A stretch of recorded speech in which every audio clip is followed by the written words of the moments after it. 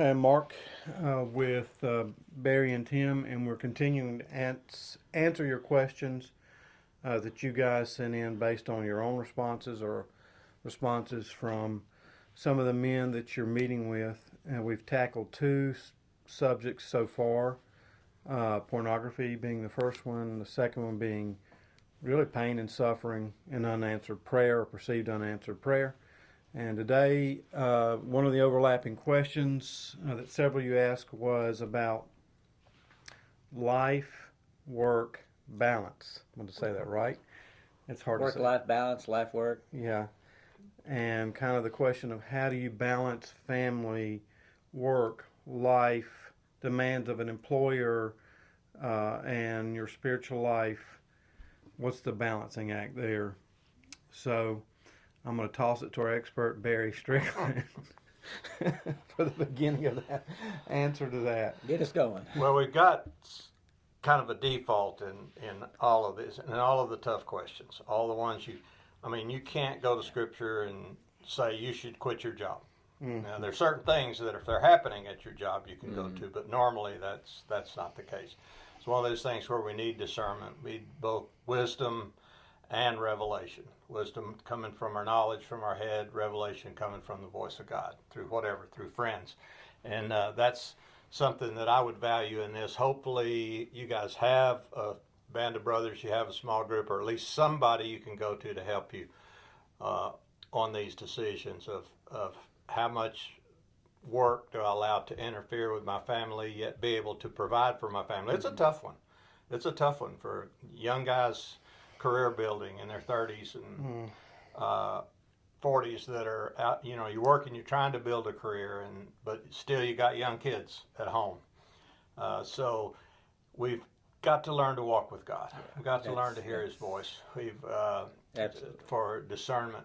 And another thing that I always like to point out in almost any tough decision, and this one in particular, is seasons of life. Yeah. Because you may have intensive times at your job that cause you to travel, maybe 6 days a week for a few months or for a project. But if this is, if your job wants you out of the house, you've got young kids and it wants you out of the house 5 days a week from now on, that's no good. That's just no good. You might want to keep that job for a year if it pays real well before you look for something else. But your family's got to come first. But providing for your family is part of that, and that's the challenge in making this decision. You have hopefully you have older men in your life that can help you with this as well, because we've been there, and we either screwed it up and we know why, or we did well and we still know why and can share with you. But that's the understand season of life. If it's forever and it's really hurting your family, you've got to change something. You got to change it up. But if it's a project, then okay, I understand that that's a project and it will be gone in a month or 3 weeks or whatever, and the intensity will go away. You can return to a normal procedure of 9 to 5, so to speak, a more normal with your weekends off and so forth, and you can return to that at a point. Then you just push through. You hopefully sit down with your wife. Very important input there, how your wife is perceiving everything, because she wants the security of money coming in, okay? But still, she needs you there, and she needs you with the kids. And so that's certainly another important input is from your spouse in this as well. A couple of thoughts in addition to that. Play the movie out. If I keep doing this, where am I going to be? What's going to happen with my family? And that sometimes can give you some insight into what do I really need to be doing, which means priorities. I mean, these are things, but just a reminder on those things. The other thing that I think about is oftentimes we're not willing to let things go because we're not willing to trust God. And so it comes back to walking with God and saying, well, what if my wife quits working? Can we make it happen? What if I cut back and I'm making a little bit less, to be able to be with my wife and That's kids. Is God going to provide for me? Or do I've decided this is a lifestyle I've got to have. And so it becomes, you got to bring God into it. And where am I not trusting God? Because if God is your provider, He will make a way if you're following Him and making, some of these difficult choices. Yeah, as you're sharing that, I'm thinking about specific men that I've spoken with in the past, successful men, leaders in different positions, and them asking that question, and kind of like the rich young ruler, right? You kind of give them an answer, kind of what you're giving, and they just don't see a way out. They've got so much going on in their lives that they think is good, but they're feeling right. I think if you're feeling like there's a work-life balance problem, there probably is one. And so as I'm listening to you guys talking, I'm thinking about, if I'm that person, I think going back to what you said and what you said is you really need to go and talk to someone that can help you look at those areas of your life where maybe you're not walking with God, and why are you doing these things? And as you said, playing out, okay, if I continue in this way, how is it going to be? What's it going to do to my children? What's it going to do to my marriage, to my wife? And I think that's probably what drives a lot of these guys to ask that question. Because there's a lot of guys that just don't simply even ask, right? They just work hard. They're isolated. They don't have any place to go. They don't. Yeah. Yeah, you're right. So I think there's, to be aware of it, first of all, is a good thing. There's something out of balance, and there probably is. Mm-hmm. And it's probably not listening and trusting in God, as you say, is so important. Can God make the shortfall? Can God make up the time? Right? We know God can redeem, right, the things eaten up by moth and wasted away by time, that He can actually redeem things. But also sometimes, my father was a pastor who was gone all the time, a lot when I was younger. Sure. Very busy and very active man, type A, and so him not being there was an issue. But later on, he had 4 kids. Later on, I mean, something happened. I don't know when it was. I can't remember exactly, to where he made the decision that and he was going to go to every concert, every ball game, every opportunity, do something with us. Each of us, like one day a week, a father-son thing or father-daughter date. So, and he was probably in his 30s, I would guess, when that happened. And he was, from then on, he was completely engaged. But I don't think anything suffered in his work for that. So I know it can be done. Yeah. But what he had to give up, I'm not really sure. I probably would need to talk to him about that and ask. So I know it can be done. One of the principles here is that I think we talk about is, there's a principle of the Sabbath, which factors into what we're talking about, and that is that God basically said, hey, listen, take a day off once a week, and we could be like, well, I got too many things to do, and I got this and that. Hey, we all do. Some of us might be in a more important position or whatever else it might be. Yeah, that's a good point. And sometimes even in ministry, I think we feel like, well, people need me, I mean, they're whatever. And, well, they need God more than they need you. Yeah. Be so straightforward. You're not that important that you couldn't get replaced. And I don't mean to be whatever, but God said it's a good thing. As a matter of fact, He listed one of His top 10 that take a day off. And I know it's hard. It's hard for me. But in that taking a day off, you recuperate. And then you can get another perspective on life and realize that, oh, it really didn't matter that I didn't get that done here or there or whatever. I remember applying this principle in college. I went to Georgia Tech, very difficult academically. I had a friend involved with InterVarsity that challenged me to do that.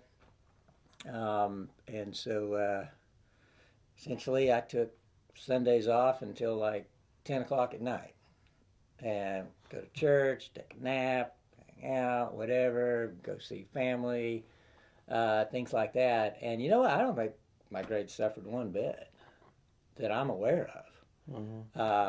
No, I didn't, leave with a 4.0, but still got a job and still got a job, and I actually enjoyed it. And so I'm glad I took his advice and counsel, even though I was really skeptical. How are we going to do this? But I was able to work my schedule around and really, I mean, I'm not saying there were times during exam week maybe when I would The seasons of life that I'm talking. Okay, yeah. Sunday afternoon, but that didn't happen Good very example. often, Good and I would really example. work hard to try to avoid it. I Good think the example. only few times Yeah. was kind of my senior year where I had projects, and maybe it was the only time other people could get together, even though I try to avoid it.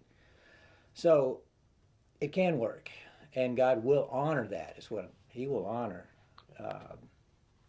that.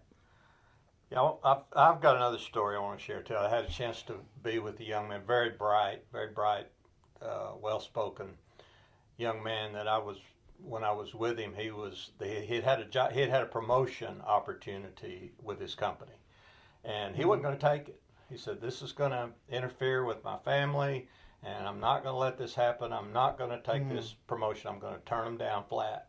And I said, "Whoa, wait a minute.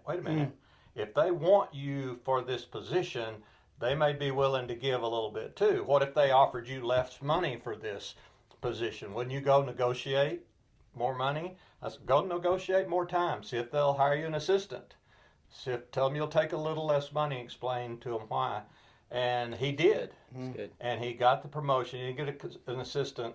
I don't even think they cut his salary. I think they just understood what he was saying, and he's hence been promoted a couple of more times in That's that good. community under the same way. But he was just going to turn it down flat. Yeah. Well, don't do that. Go negotiate first. Maybe you Yeah. can negotiate some time back rather than money. We don't mind negotiating salaries, but when we negotiate time, because you're valuable to the company, they never would have offered you a promotion. So that gives you some leverage right there. So I encourage guys that if they encounter that situation, just go to them, be honest. I It's think going to of hurt my Daniel. family if I take this. Think of Daniel in the Bible. Yeah. Not quite the same, but he negotiated, or he said, "Hey, I've got this, whatever you want to call it, dietary, or basically my beliefs, and let's see if we can find a workaround." Yeah. And God made a way. Yeah, He that's gave good. him favor, and so God, don't forget the God factor. That's what I like to say. That's and good. so, can I say in today's world we're all busy,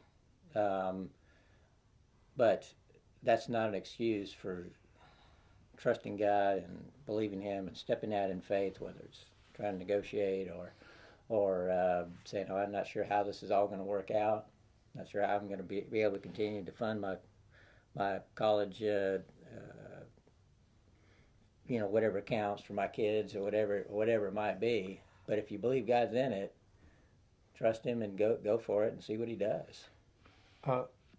And Barry's suggestion to the young man to go negotiate, I'm thinking about this, and I've said this before in other instances with other situations, is God is the creator of the universe. He is the most innovative, most creative solution. His solutions are unlimited, right?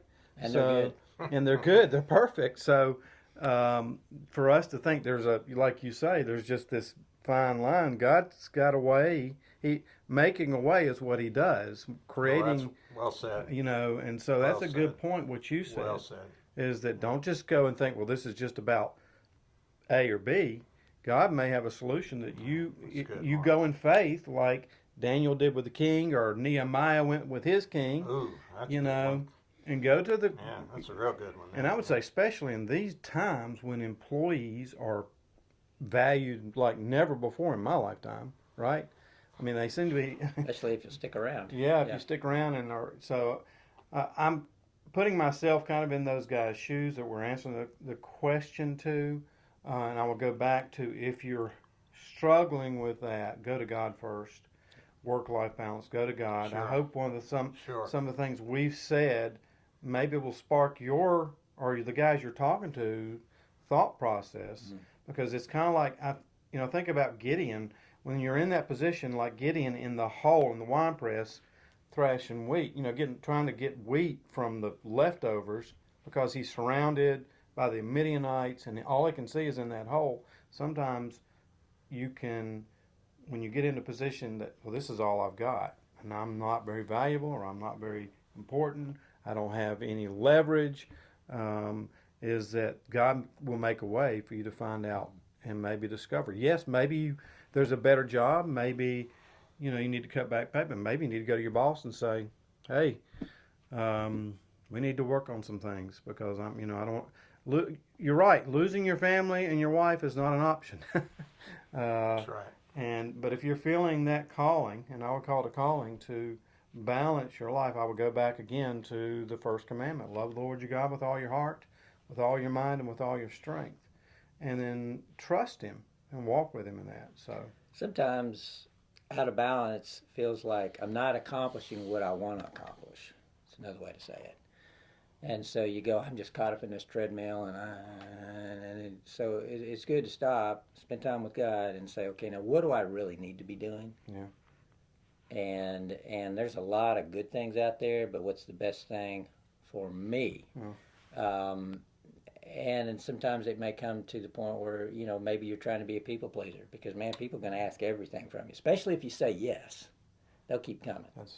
And so you have to learn how to say no, the most powerful word in the English language, so that you can say yes to the right things. If you say yes to everything, when the right things come along, you really can't. It's hard to say yes to them. And so saying no. I also was reminded of Jeremiah, and I just finished reading through there. And God told Jeremiah, said, now, Jeremiah, listen, if you want to go with the captives to Babylon, I'll take care of you there. If you want to stay here, I'll take care of you here. And so in the same way, I think often God says, we want a sign in the sky. This is what I need to do. And God's not going to do that. Sometimes He will, but most time He's not. Most time He says, listen, just walk with me and make a decision. And I'll make it work. Yeah, that's good. So trust God. If you're not getting a word from God to quit your job or to change your time, then trust God. Something that God told me years ago, and it's in my testimony when I began to start the ministry of New Wilderness Adventures, and what I foresaw it being, financially, what it was going to take up my time, all this stuff. And I said, well, God, how can I be the father, the husband, the provider? You want me to be? And God said, you don't think I'm a better father? You don't think I'm a better husband? You don't think I'm a better provider than you can ever be? I'm like, oh, okay, I got you, God. So I can make it work. Yeah. I created all this. Yeah. I'll take care of you. So, well, hopefully that's helpful. Anything, last words? Really, closing words for the end of this series, at least. Guys, if what we've talked about doesn't apply to you, don't brush it off, because it's going to apply to people that are around you. Maybe guys in your group that are dealing with this. You said, I remember Tim said this would be a good idea in this situation. Or if you've got victory over pornography, that's good. I guarantee you guys in your group don't. Yeah. And maybe your kids are going to be at this point at once. So don't brush any sermon, anything that you hear where you've got a chance to learn. Take advantage of it, because if it doesn't apply to you specifically, it will apply to somebody in your circle at some point in time. I promise you. And I'm in with that. Yeah. Tim, last words on the Nope. series? Just reemphasize it comes down to your relationship with God. Walk with Him. Hope it's been helpful, guys. We've enjoyed doing it for sure, right? It's been good. Really. It's been a good time to do this, and Good reminders. Yeah, good reminders for us to hear each other's words, and some new words, some old words, some new revelations. So hopefully it's helpful, and let us know. All right, thanks.